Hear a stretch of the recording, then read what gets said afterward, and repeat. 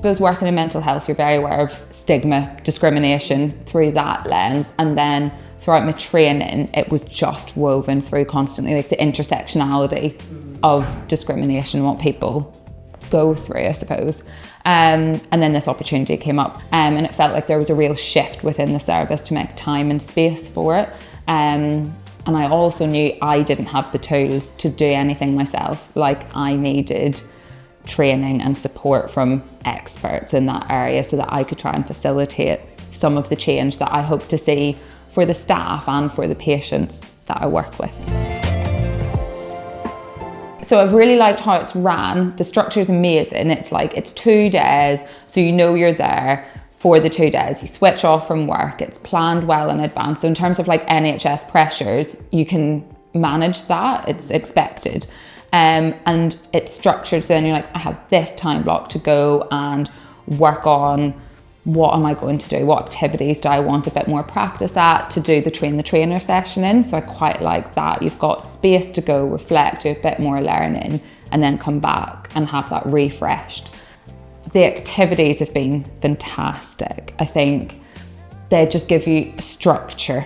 They give you like a safety net to have really difficult conversations. And I think that's something that has been really empowering, actually, is to have this thing that you can go and do with people without having the lived experience to do it. So you've got resources from people with lived experience sharing that to facilitate really difficult conversations or facilitate learning.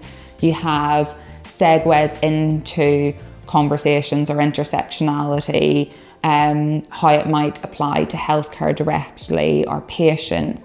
So whenever we've ran the workshops, that's been lovely to kind of do a bit of like an icebreaker style thing, go in a little bit more gently, get people warm in the room, having the conversations, sharing their own experiences, and then getting down into what is really difficult, or why is this such an important issue, and what can we do differently, or what do we start putting in place to tackle that. And the feedback so far has been brilliant, because that bit has left people feeling a bit more empowered in their jobs to go and do something, because I think there's just been such a culture of, I don't know how to do this, so I'm just not going to.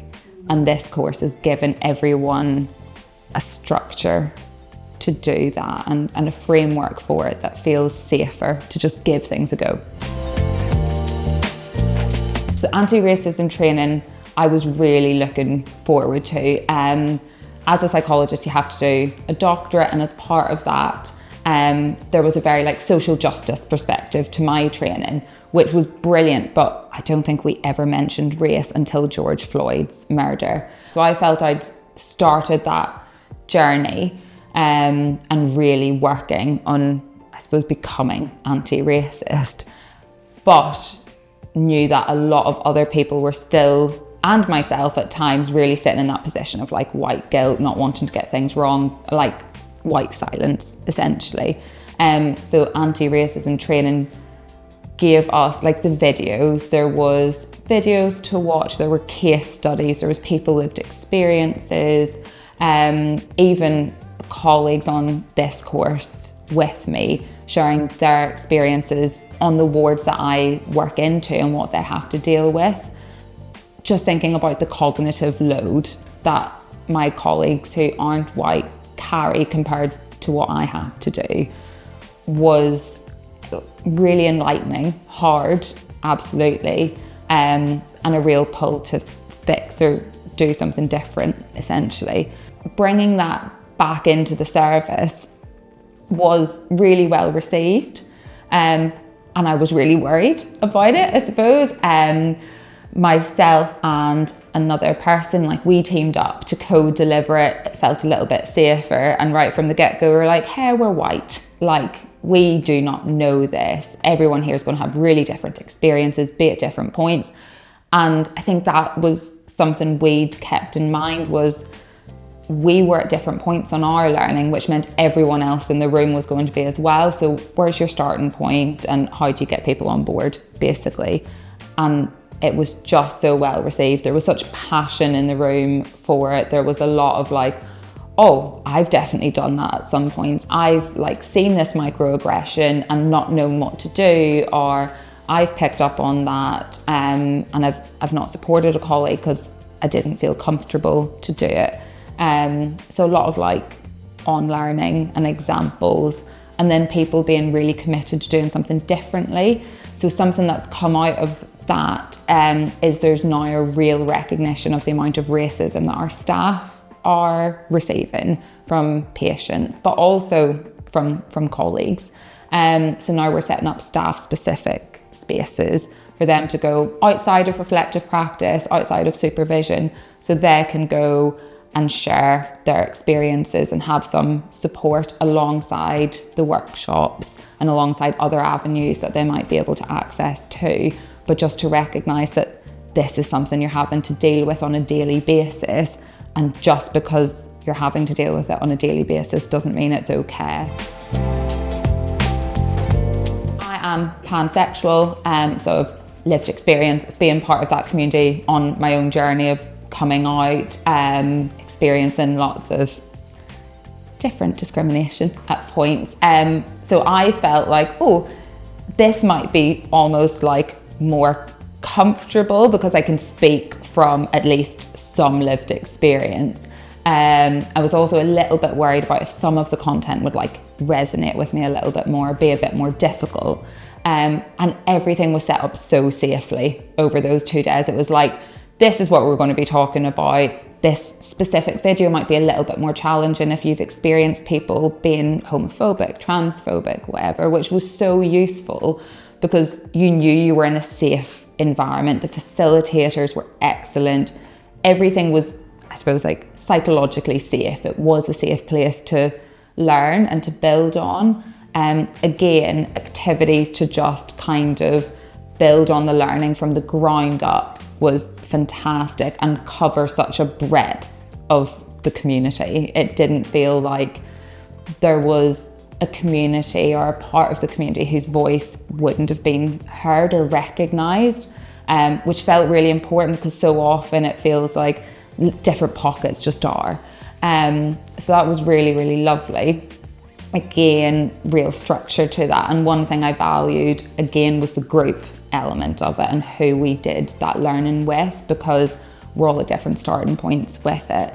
And what seemed to come through was that other members of the group who were much earlier in their like learning felt safe enough to bring that and to ask some of the questions, and to raise, I suppose, some of their experiences where they might have felt like, I've been really homophobic at some point, I've said this and now I know this and I'm going to do something differently.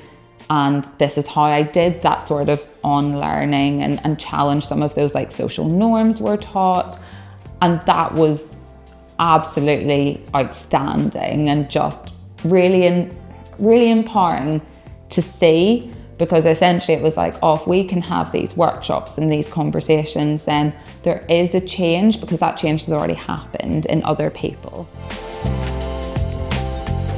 I feel really passionate about it. Like, I think what has been created here is exceptional. I don't think there's anything like it. I don't think it can be replicated. I think it's so unique and empowering for such a range of people, for such a range of professionals. Like, I've had nurses and support workers and people who have come up to me and say, like, do you know what?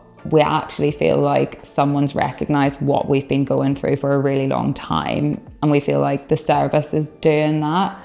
And that just was huge. Like, they didn't feel they were being done to, or they were being patronised, or that their experiences were invalidated, which I think is a lot of the worry, and then people just don't do it. They just avoid it. They felt the complete opposite, which was really lovely. So I think, to the big budget holders, to anyone who makes decisions about what training your staff should go on, is like, do this, like, invest in Be What You See. This has given all of us so far in my cohort our tools to go and make a positive change. This is the best value for money in terms of staff feeling supported, staff feeling seen, heard, validated. There's a clear impact that we've seen already on our workforce in terms of our operational managers. There's corporate leaders setting aside time for staff. So staff retention, that's improved. Staff raising incidents and feeling more comfortable to do that. So these things are aired, I suppose. It's more trauma informed. Sickness levels reduced, like things genuinely change, and that's coming from nurses, support workers, MDT members talking about just even the anti-racism workshop and saying, I genuinely feel like I have some tools to have difficult conversations whenever I see this type of behaviour with my colleagues, with patients, or I felt like the service really get this now and they're invested in it, and it didn't feel tokenistic. And I think it's something that we've avoided doing for lots of reasons, and I just don't think any of those reasons are good enough to not invest in Be What You See.